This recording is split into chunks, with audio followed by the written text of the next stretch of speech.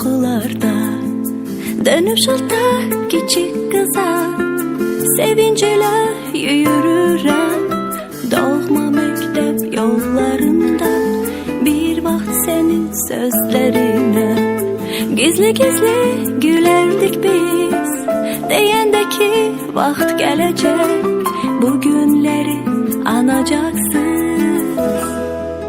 Əziz müəllimim, dediklerin doğruymuş setir setir.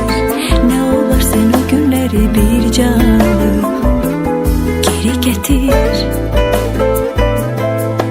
Əziz müəllimim, dediklerin doğruymuş setir setir. Ne olur sen o günleri bir canlı geri getir.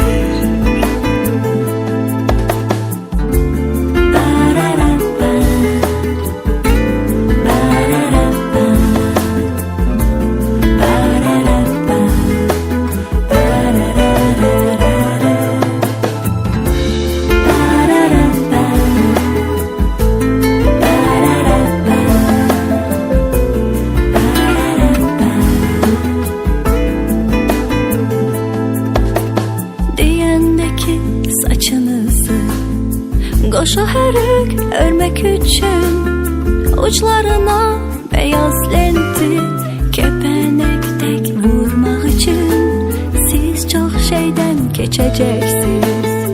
Hələ də sən için alovlanıb yanacaqsınız. Onda məni anacaksınız. Əziz müəllimim, dediklerin doğruymuş setir setir.